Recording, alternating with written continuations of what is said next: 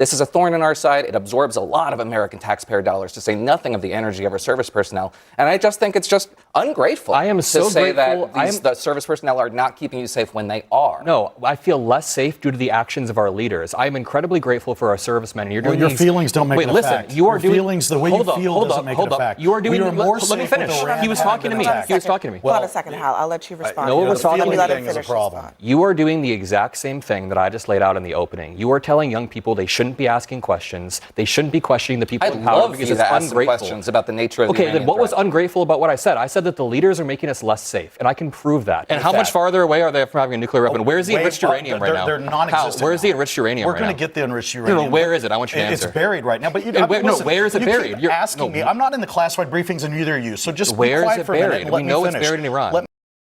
In today's video, Adam Mockler schools Noah Rothman and Hal Lambert on Newsnight with Abby Phillip as tensions rise over the Iran war and growing public skepticism.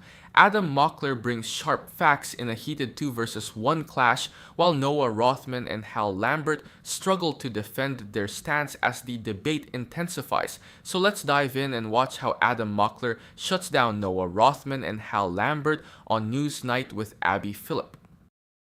This generational divide, I think, when it comes to war, has always been a thing in America, but it seems particularly acute right now, Adam.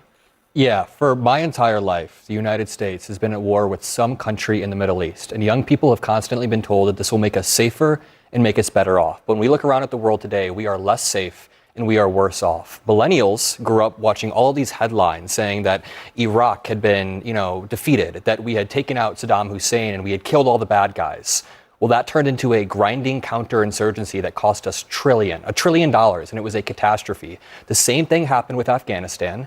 And now Gen Zers are going through the same thing with Iran. We are watching the same people who defended these first 2 failed wars go on television and defend another failed war. This war is failing. We have not gotten any political concessions. And I'm sorry, I'm not buying this trust the process line. I don't trust the same people who got us into the prior wars, amassed trillions of dollars in debts, and are not putting America first on the global stage. So putting aside, perhaps for a moment, even the politics of this current moment, I mean, is it fair for young people to have that level of distrust of the people, to Adam's point, who maybe defended the last war and were wrong and are defending this war too? Yeah, I don't think so. I think, honestly, Adam, that's immensely ungrateful to American service personnel and the people who keep us safe every day. After 9/11, it was by no means guaranteed that there would be no mass casualty terrorist attack on American soil in the immediate aftermath of that attack, especially since we had events in Madrid, in London, etc.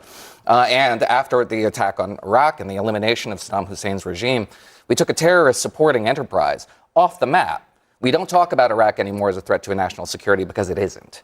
And those who would pretend as though Iran is not a national security threat and are just frankly dismissive of the extent to which American service personnel get up every day to stop these people from executing the attacks on American and their allies that they plan every single day. This is a thorn in our side. It absorbs a lot of American taxpayer dollars, to say nothing of the energy of our service personnel. And I just think it's just ungrateful to say that the service personnel are not keeping you safe when they are. No, I feel less safe due to the actions of our leaders. I am incredibly grateful for our servicemen. And you're doing your feelings don't make it a fact. Your feelings, the way you feel doesn't make it a fact. You are doing. Let me finish. He was talking to me. He was talking to me. Hold on a second, Hal. I'll let you respond. No one was talking to me. Let him finish his thought. You are doing the exact same thing that I just laid out in the opening. You are telling young people they shouldn't be asking questions. They shouldn't be questioning the people in power because it's ungrateful. Questions about the nature of the Okay, then what was ungrateful about what I said? I said that the leaders are making us less safe, and I can prove that. What stands out in that exchange is how quickly the conversation turns from outcomes to emotion, and that's where the stronger argument really leans toward accountability. If you zoom out, there's a clear pattern in US foreign policy over the last 2 decades. The Iraq War alone cost over $2 trillion when you factor in long-term care for veterans and interest on debt. According to estimates from Brown University's Cost of War project, that's not a small margin of error. That's a massive gap between what was promised and what actually happened. There's also the issue of measurable results. In past conflicts like the war in Afghanistan, goals shifted constantly from counterterrorism to nation building without a clear endpoint. That kind of mission drift is exactly why younger generations are more skeptical now. They've seen how short-term operations turn into decades-long commitments with unclear wins. On the security side, the argument that military action automatically makes the US safer doesn't really hold up under scrutiny. Studies from groups like the Council on Foreign Relations have pointed out that instability in the Middle East often increases after regime change, creating power vacuums that can actually fuel more conflict rather than reduce it. And then there's the economic angle. Rising oil volatility tied to tensions around the Strait of Hormuz affects global markets almost instantly, which hits everyday people through fuel and goods prices. So skepticism isn't about disrespect, it's about recognizing patterns. When costs keep rising and outcomes stay unclear, asking tougher questions isn't unreasonable, it's necessary. Right now, Iran has control over the Strait of Hormuz, and that is a weapon they didn't have control of 2 months ago. Of course they did. They shut down the Strait of Hormuz in the 80s.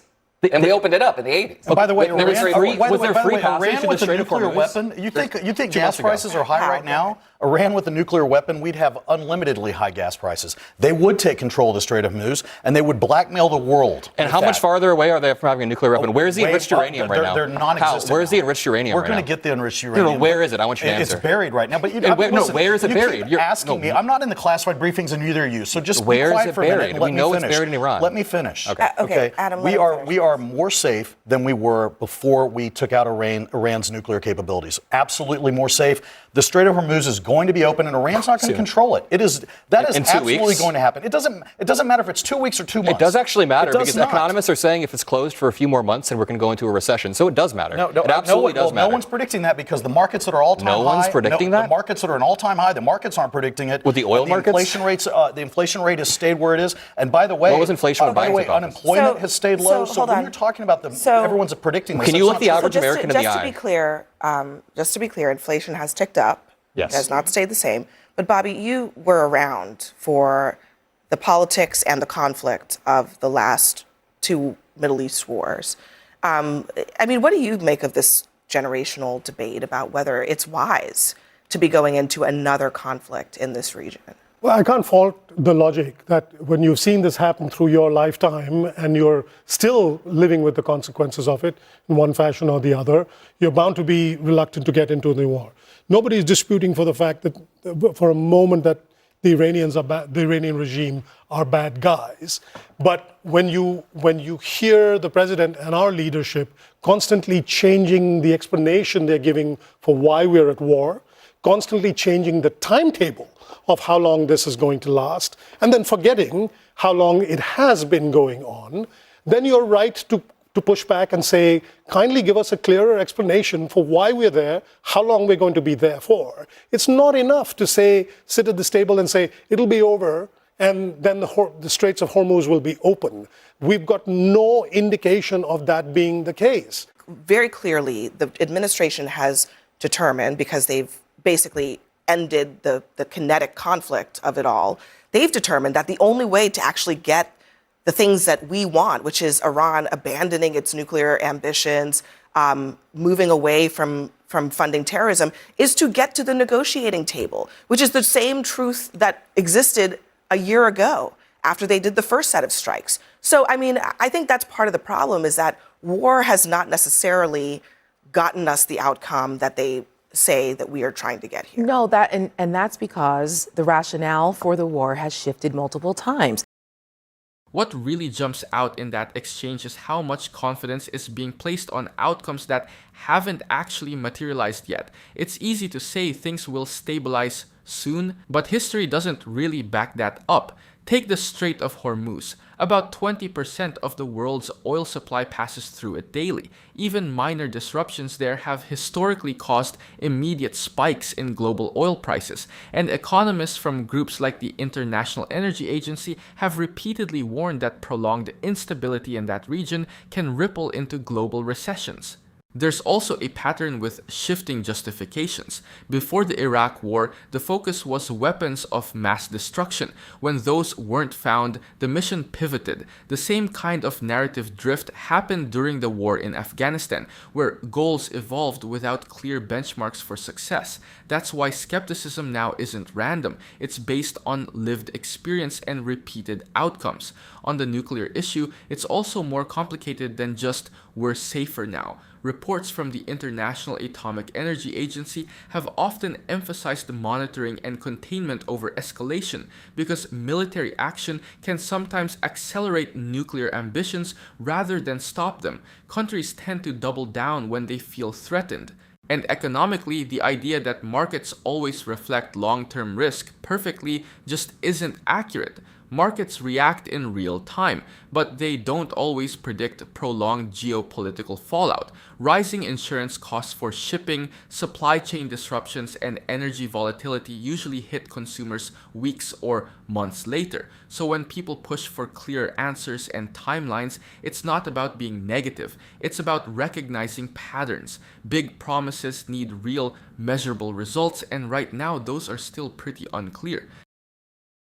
No one here has ever said we want a nuclear-armed Iran. That is a red herring at this point because it's the only talking point that the pro-Trump folks have because they've gotten themselves into a situation that they were unprepared for. And what's incredibly ungrateful, you know who's incredibly ungrateful?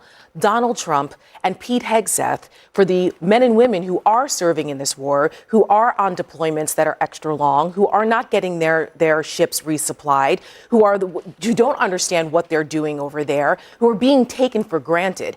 Our military is the greatest in the world, and the men and women who serve are the greatest in the world, and they are being taken for granted as props in a political effort by Donald Trump to make himself feel better so he can distract from everything else that's going on domestically. And now he's gotten himself into a situation where he can't even explain cogently why we're there, what's going on, and why the American people should have to pay the price for it. So that's what's going on here. I mean, when I was a Republican for many years, we absolutely looked at Iran as the threat that it is, and absolutely were trying to do things to make sure that they did not continue to be the world's sponsor of terror. But this isn't it. This is not it. Noah, you talked about Adam, you accused Adam of being ungrateful. I just want you to look at these charts. Look at what happened to public opinion when it came to the war in Afghanistan. Was it a mistake for the U.S. to send military forces to Afghanistan? The war started out as incredibly popular, and then it became much less popular. So about half of Americans said that it was a mistake, and about half said that it was not. The same is true of Iraq. Incredibly popular, right decision, 72% back at the beginning of it. And by the end of the conflict in 2014, it was down to 38%. Mm-hmm. I mean, are all of these Americans ungrateful? I mean, I imagine many of them they ended up tasting the consequences of the war, including the impacts on their lives, people that they knew, people who may not have even lost their lives in theater but came back forever scarred by it. I mean, to clarify what I had said previously is that it is, in my view, ungrateful to American service personnel to say that they have not kept us safe when we do not measure. That's not what I said. Allow me to finish. But that's not what I said. But he didn't say that. So you have to acknowledge No. He's saying that we can measure non-events, which is to suggest that the attacks that have not happened, which none of us are aware of, were not avoidable. Because of the nature of these conflicts. And the conflicts themselves are what inspires the attacks. It's almost inviting the notion that America is responsible for the terrorist. That's not really the argument that he's making. The argument that he's making is that the people who made the arguments to go into these conflicts in the first place misled, which is a fact. And secondly, that the conflicts ended up lasting a very long time, costing a lot of American treasure, and those are also facts. So he didn't say it's because they're they didn't keep us safe. That's not actually what he said. Right. Well, that is kind of what he said. But let's not belabor the point. I have all the time in the world for criticisms of the president's rhetoric. All the time in the world. In fact, I think a lot of the reasons why the public is soured on this is because the president never approached Americans and solicited their support, told them the burdens they were expected to bear, and told them why they were going into this. But as important as it is to criticize the president's rhetoric, it's also important to talk about what's happening on the ground. And we are closer today to opening up the strait. By virtue of what we heard from Admiral Brad Cooper today and the operation that was engaged over the course of the last 24 hours, very important. We can't just... I covered the war in Iraq. I was there for all the arguments going into that war in Iraq. I remember people saying this was the major sponsor of terror, and you pointed to 9/11. Iraq had nothing whatsoever to do with 9/11, and going into Iraq and toppling that regime, as much as I hated the regime as any right-thinking people, spawned from the direct consequence of that the Islamic State, also a terrorist group that came directly out of our actions in Iraq. So, you know, if we want to look at historical precedents, we should not cherry-pick little bits out of a larger picture. What really stands out is how quickly people jump to defending intentions instead of looking at outcomes. You can respect the military and still question the strategy. That's not a contradiction. In fact, a lot of veterans groups have been saying for years that unclear missions and constantly shifting goals are exactly what put troops in harder positions, not public skepticism. If you look at the track record, there's a reason trust has eroded. The Iraq War was initially justified on intelligence that later proved unreliable, and that conflict didn't just end cleanly. It created instability that helped give rise to groups like ISIS. That's not speculation. Even analysts from the Council on Foreign Relations have pointed out how power vacuums after regime change can fuel new threats instead of eliminating them. The same pattern showed up in the war in Afghanistan. What started as a focused mission gradually turned into a 20-year engagement with unclear benchmarks for success. By the end, trillions were spent, and the outcome didn't match the promises made at the beginning. That's why comparing early public support to later regret actually matters. It shows how narratives can shift once the real costs become visible. There's also the economic and geopolitical ripple effect. Instability tied to conflicts near the Strait of Hormuz can disrupt global oil flows, which directly impacts everyday costs back home. So when people ask for clear explanations, timelines, and measurable goals, it's not about being dismissive. It's about learning from repeated patterns. At some point, experience becomes evidence, and ignoring that history just sets the stage for the same mistakes again.